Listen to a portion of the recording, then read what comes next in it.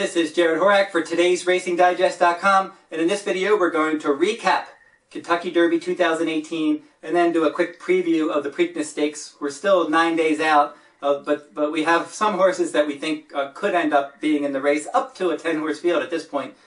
We could see more horses decide not to run and then maybe others to run, but at this point up to 10 horses, or at least considering the second jewel of the Triple Crown. Now, if the 2018 Kentucky Derby seemed familiar after the finish, based on the fractions and the way that it was run on a wet track, you don't have to go back far because it was. Because in the Kentucky Derby 2017 on a wet track, we had Always Dreaming win it, and he was very similar to Justified. Now, Always Dreaming in 2017 on a wet track, the pace of the race, 22.70, 46.53, 6 furlongs of 111.12. Always Dreaming was all over that quick pace on a wet track. He was able to put away all the other horses that chased him and were up there with him, and he won nicely by a bit less than 3 lengths. Fast forward to the 2018 Kentucky Derby. We had Justify on a sloppy track. Fractions, 22.24, 45.77, 6 furlongs in 111.01, and he turned back all the challengers, ran a big race, and won by 2.5 lengths. Now, last year, Always Dreaming came into the Preakness as the heavy favorite. He seemed to be galloping and training well, but he wasn't able to get it done. He was hooked early by Classic Empire. He had nothing left in the tank, and he ended up fading to finish 8th. Now, will Justify do better? He seems like he could be a better horse than Always Dreaming. He certainly has a lot of promise. He's 4 for 4 lifetime.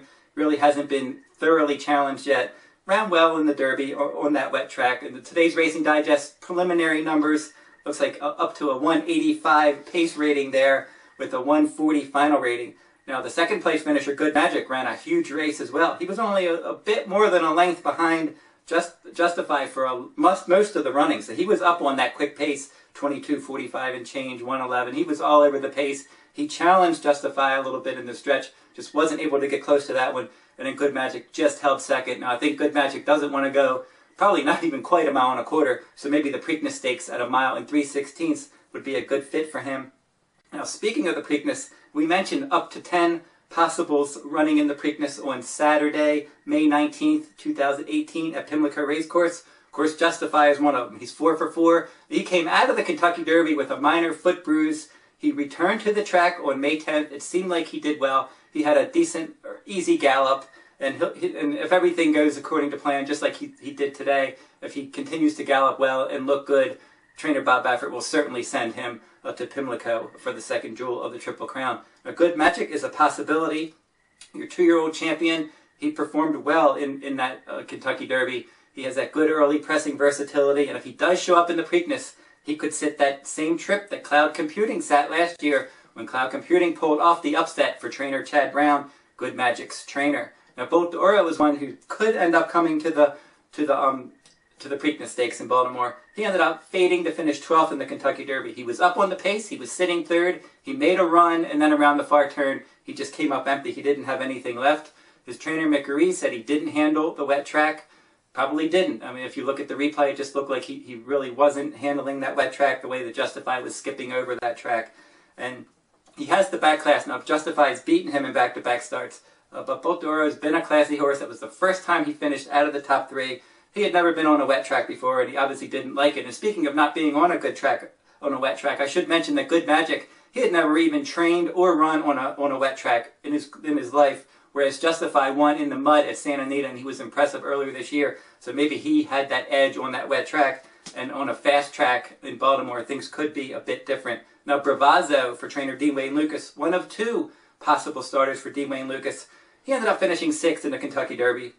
He won the Grade 2 Risen Star Stakes earlier this year. He's capable of showing speed. Lone Sailor, he finished up the track in the Kentucky Derby. He was 2nd in the Grade 2 Louisiana Derby. He's a late runner, and if he gets some pace help, he could hit the board in Baltimore. Sporting Chance, your 2nd of 2 D. Wayne Lucas trainees. He was 4th in the Pat Day Mile last time. He was 3rd in the Bluegrass Stakes before that. He's another one that has some speed. Now, Quip comes from the same ownership group as Justify, and he's pointing to the Preakness. He was 1st in the Grade 2 Tampa Bay Derby. He was 2nd in the Arkansas Derby. He has early pressing speed. Diamond King. Diamond King is one. He was entered in the Peter Pan Stakes at Belmont Park on Saturday, May 12th, but his connections have said they want to run in the Preakness. He won the Federico Tessio last time out. Now the Federico Tessio at Laurel is a win and you're in race for the Preakness. So Diamond King won that one. He qualified for the Preakness based on that victory. He has some speed. Tenfold for trainer Steve Asmussen. He was 5th in the Arkansas Derby. They're considering the Preakness. Finally, Give Me a Minute for trainer Dallas Stewart. He was 3rd in the Pathé Mile, and they're considering the 2018 Preakness Stakes for him as well. Now, next week I will be back. I'm going to preview the 2018 Kentucky Derby after they draw the field and we know who's running. I'll come back with a video. I'll talk about all the contenders and how I think that the race is going to end up playing out from a pace standpoint and from some other handicapping factors as well. Until then, I'll go to todaysracingdigest.com to get all of your information, your complete digests from tracks around the country. And I will have my 2018 Preakness full card available next week at todaysracingdigest.com.